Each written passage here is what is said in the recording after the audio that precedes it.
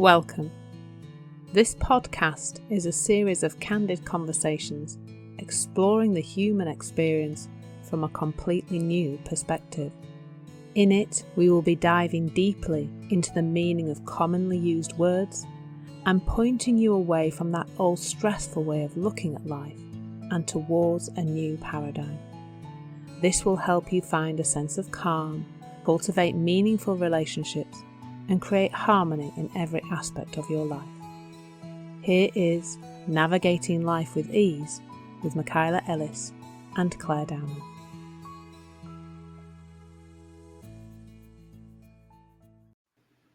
Hello, Claire. Hello there, how are you? I'm good. How are you? Yeah, really good, really good.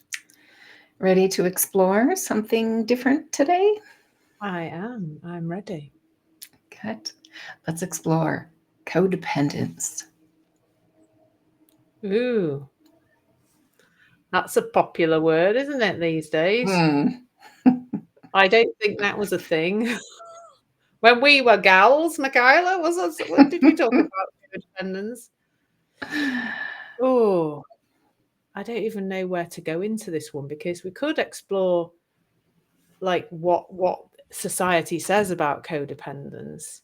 But what's coming up for me is like how do people decide that a relationship is codependent? Like, how do we interpret that our relationship as being that, let's say, when our entire reality is created through our perception? So, like, of course, if we believe we're in a codependent relationship, we will have brought into our attention all the things that match that description that we've no doubt read on the internet, because you can do that now, can't you? You can find out if your partner's a narcissist or whether you're in a codependent relationship or, like, but then how do you know when you don't know? You don't know, because your reality is your reality. And that is brought alive by your thinking and the level of consciousness you're at. And I can almost like perceive of a spiraling down that could occur in a relationship where, let's say you've read a description of codependency, or you've spoken to a friend and says, oh, your relationship sounds a bit codependent or whatever, and you start to buy into that story and you read about it. And then, of course, you're almost like your field of vision is reduced, and it starts to get narrowed down into, this is all I can see now. So, there's something here to realize about how our reality is created, is that, there's millions of bits of information. So when we say bits of information, we could call that behaviors in our relationship. So there's millions of bits of those all the time around us, bits of information that we could have brought into our consciousness. And in any moment, we can handle about 50 as a human being, not millions. So our mind uses our belief system to knock out anything that doesn't. I think in NLP, they call it delete, distort, and generalize, don't they? They have that little phrase. So that the mind deletes anything that does not fit the belief. It makes generalizations around the belief, and it distorts our reality to fit the belief. So those beliefs become a self-fulfilling prophecy, literally, Like my funny example, I'm sure I've shared it on the podcast before, but it's like, if I think my fiance is really crap at emptying the bins, and it's his job and he's supposed to keep on top of it, and I've just started to know he's really not very good at emptying the bins, is he? Well, when I go in the kitchen, an empty bin will never be brought into my consciousness. I'll only notice it when it's full, because I've already decided, this is all unconscious and it's all innocent, but I've already developed a concept of something. I've got a belief around something. So I'll keep seeing it. So in that kind of, I think my relationship is codependent kind of thing, then I've read about it. I start to think it's this. I then start to notice everything in my relationship that fits that story. And it is a story. Mm. that fits that description. Whereas I won't notice all the things in my relationship that don't fit that description. They will just be deleted from my awareness. They will not be brought into my awareness. So then there's a lowering of the mood, because then, I really am in a codependent. Oh, this is a bit awful. What do I need to do? So then the mood goes down. Then the thinking gets more rubbish, and the thinking becomes more obsessed with the codependent thing, and then there's a lowering of the mood. Thinking's worse when we're in a low mood, and you can really see how that could just, and then our behavior also starts to change, and we start to behave like, if you want to call it, I don't like this word, but I don't know what the word, a victim of a codependent relationship, or we're in a, and so we start to behave differently as well. And it then becomes, then it might actually start to look from the outside like a codependent relationship, because we've literally not manifested it. We have literally manifested it through our thinking and through the story. And that's what, like, this is a bigger topic than codependency, but this to me is how we've ended up with such a huge mental illness crisis. And I won't call it a mental health crisis, but it isn't. Nobody's talking about mental health like we are. People generally are talking about mental illness, and we've ended up with a crisis of that nature, where we do that to ourselves as well. I think I'm anxious, therefore I see all these things in me that prove I am. And this is just another example of that. It really is. And how sad that you wonder how many people are like no longer in their relationships because they've bought into a story that there's something wrong with their relationship because it's fitted some kind of criteria that's then, the lowering of the mood, the worse thinking, the more seeing the thing that's wrong. So that's my start of a 10. Yeah. What are your thoughts? Very interesting word. Yeah. That's good. It's very good. Yeah, I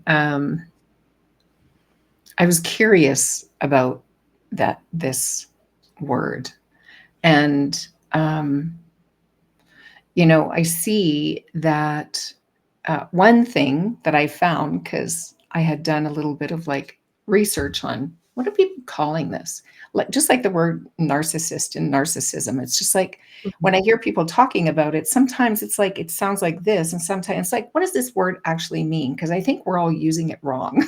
No doubt. And codependence was one, and it's like, there was this description of it. It came to be a buzzword sort of when Alcoholics Anonymous, and that came up in talking about that you're in a codependent relationship when someone is an addict, and you are kind of like working yourself around them and their life and their addiction. And it's like, oh, okay, well, I don't see it. Yes, okay, I get that. But I saw it broader, that it's not, doesn't have to be someone with an addiction. But basically it is kind of that we're changing our life, or like walking on eggshells around someone, or not, it's kind of a little bit of manipulation, but it's all for the sake of trying to like keep the peace, or you know feel safe, or whatever it might be. When I think about the walking around on eggshells, it's like, wow, I've done that in relationships, and even like in family members, when we're all going through something, or you could say, like, when Rob comes home from work and he's like hungry and tired, and it's been a long day. It's just like, I've learned that that's not a time of day to talk about big, deep, heavy conversations, right? So you could say it just in that moment. So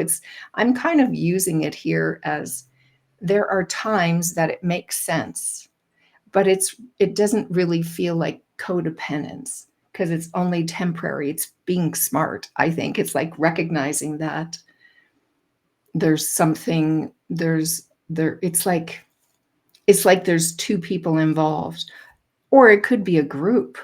It could be a group of, happening too, and you're working, you're how do you say, changing how you are acting or being or what you're talking about in the group for the purpose of keeping the peace. And I actually see that there's time. This is a little maybe controversial, because I actually see that there's a time where that'll make sense.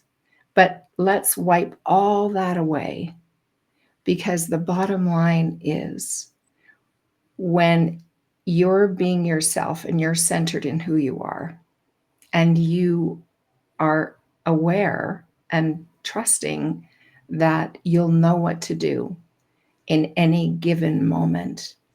You don't have to like plan these things out to manipulate or coerce or anything like that. You can know that you'll know in the moment. If you get a, hey, I want to talk about that, and then it's like, no, it's like that simple, where you can, this goes back to trusting yourself, right? Trusting that you have something deeper that's guiding you. So, yeah, this whole, just because I do hear that word, maybe not as much as I used to, but you still hear that word a lot, that you can't do anything without the other, that you can't be happy unless the other is happy, or you can't be, and that is just a misunderstanding of where your experience of life comes from, that it's coming from within. So it's not about the other, ever.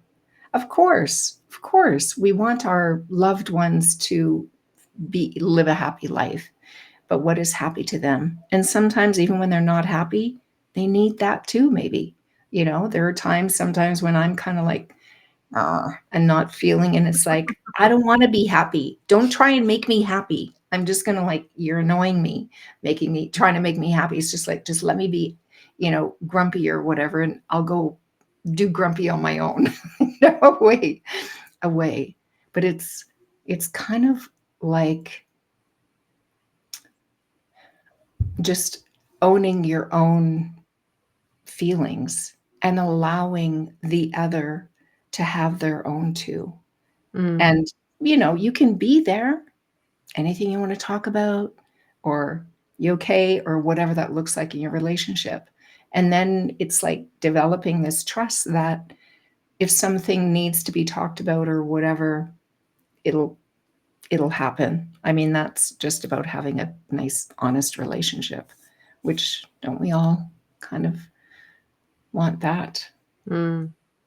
Yeah. A place we can feel comfortable in being ourselves and allowing the other to be themselves too, whatever mood they're going, rising and falling with their mood. Yeah, it's interesting. It brought up interesting things. And I just want to swing back to the very beginning of when you first began talking about it, because it was one of those where it's like, oh, I could feel my mind being pulled, because you're talking about, you started, and let's see if I can get back to it. But it's like, because we're always looking through our own filter of thought and meaning, that how do you even know if you're in a codependent relationship? Because you're looking through this filter. Yeah. Anyway, so it's like, yeah, there is that. I'd say, don't worry too much about it. Yeah. Just if you're turning yourself into a pretzel trying to like keep the peace, or whatever, and maybe there's some conversations that could happen around that to ease that, so you can just move about your life and allow the other to move about their life too, in a way that feels good.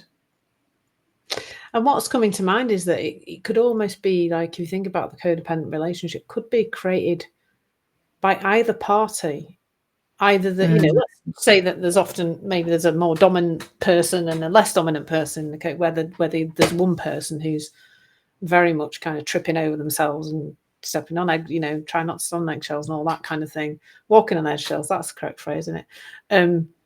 To kind of, try and please the other one. Mm.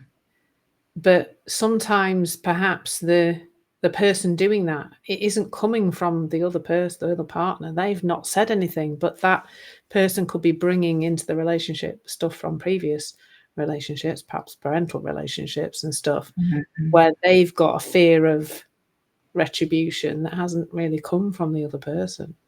So there can be, I think people pleasing probably fits into it in a, in a way that, Mm. I've seen that in relationships where the person is people pleasing, but they're almost so desperate to people please that they're not actually checking in with the person as to if that's what they actually want them to do, like overly tidying up or always doing things or always keeping up with stuff, and actually that not being what the other person wants. But Mm. they're bringing with them this almost fear around, perhaps it is tidying up, for example, fear around that then it looks to them like, well, I've got to get this right, otherwise my relationship's in jeopardy. But it's nothing to do with the other person; it's to do with the stuff that they've come into. I think it's like you said, you pointed to sort of in this direction, is that it's thinking that anything is going to make anybody happy. Mm. Or for the other person, like what the heck? That it doesn't work that way. And I think everybody I have, like I go networking quite a bit, and I'll get chatting to people now. Well, what is it you do? And I'll start to talk a little bit about it, and people will say, "Oh yeah, that makes sense. I kind of know this." They do. Most people do know that they can't make another person be happy, but sometimes that isn't seen in the moment, innocently isn't seen in the moment, Mm. because the fear-based stuff is much more active or powerful, or seems much more true in the moment than, people can intellectually say, "Yes, I know I can't make another person happy," but still be trying their damnedest to make the other person happy. And there's a mother and child in our life, and I remember once she said to me, "Oh, my child and I have this little saying, you make me happy and I make you happy." And I was like, "No, because Mm. your 5-year-old child seems to have responsibility for your 40-odd-year-old emotions. That's not." And I did say this to this woman. I was like, "No, it's not his job." But interestingly, we saw in this child some behaviors that came from that place of trying to, like, not wanting to get in the car and leave his mum, not wanting to leave her and get very upset about leaving her, which wasn't to do with where he was going. It was to do with the fact he didn't want to leave her because he got this sense Mm. he was sad when he wasn't there, quite often because she would cry when he left and was crying when he came back. So he picked up that, well, my responsibility is to make my mummy happy. She's not happy, so I better modify my behaviour. And you can just see how that. Mm. I've been speaking to a client earlier who struggles to like not tidy up and stuff, and rather than getting on with her work, because she's got this learnt stuff around how to keep a parent at peace by tidying. Mm. You know, I think Mm. that's, it's all just learnt stuff, isn't it? None of it's true. Yeah. But also the whole thing of codependency isn't true either. It is It's just all a story. silly label, like all these other silly labels. That makes the Yeah. DSM, like, I think they have to put it in a wheelbarrow now to bring it in a room, don't they? The DSM, it's got so huge. It's just like, that's Yes. the DSM's the big it's in America, but I think it's used internationally. It's the big book of mental illness. Oh, the medical. Yeah. Yeah, Right. that Yes. was like had about 10, 800. and now it's got like, more, like, is it about 800 or something different content 800 and in it some, I now? think I Dr. Pettit suspect said, yeah. codependency is in there somewhere. Right. Or Uh, people pleasing and imposter syndrome and all these flicking things that we've made up to make people seem sick. What is that? Who is this? let's not get onto who's benefiting from that conversation. Yes, Not you yes. and I, but there's some No, no. companies who are benefiting from that conversation. So yeah, it's all just, and actually, like, what's coming to mind is presence. Like you said, about realizing that when Rob comes home and he's had a crappy day and he's tired, don't start talking about home extensions, because you just like start off. And he'll probably be snappy and snippy, and then you could go, oh, I'm in a codependent relationship. I don't need that, like, because I can't talk about home extensions when Rob's had a rough. You don't, like, what you said was so beautiful, because it's just like, yeah, why would you notice somebody who's tired and they've had a long day and then start talking about having a home extension with them? Just no, we're not going to. Just see what they want for tea. That's about it, really, and whether they would like a nice drink or a hot bath, or like that's Right. the thing to kind of talk about, is that really more gentle, softer stuff, I suppose. I had a head teacher once when I was a teacher. I worked for a head teacher a couple of years, and she was diabetic. So on a morning, you just didn't. If you had a tricky child or a parent issue or anything, you just waited till break time. Okay. You. And that wasn't codependent. That was just, it's just sensible not to go to see Mrs. Her name now. Don't go chat to her about anything first thing morning, because she would often have, like, be quite low in the morning. Stuff, not kind of think it can take a little while to kind of balance out when people have woken up. So you didn't go. And I just think that's navigating life with ease, isn't it? With you.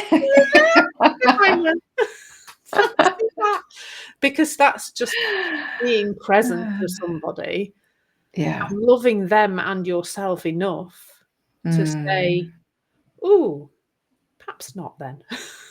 Perhaps wait. And you can only do that without the story, because with the story of, oh, here's my codependent relationship and I have to navigate, and I've read a book about how to have this conversation with this person. It's on page 59. I'll just go check what. Instead of just going, oh yeah, actually, like for you, Rob's come, I'm in a really good mood today. Let's talk about that extension. Like, just being really present to the other person is the only way, really, to navigate relationships with ease. Is now what's happening now. Yeah. Without any story. Without what? Without any stories. Yeah. Yes. Exactly. What a good word. Good. That was good. Interesting. Thank you. Yeah, thank you. I shall see you next time. Yes, you will. Bye. See you for now. Hey, thank you for being a part of Navigating Life with Ease. We'd love to hear your feedback and receive a review on your favorite podcast platform. This will help others who'd also like more ease in their life to find us. We're here to support you, so if you've any words you'd like us to explore, or you have a question, please reach out to us at navigatinglifewithease@gmail.com. Again, thanks for listening, and stay tuned for more episodes of Navigating Life with Ease.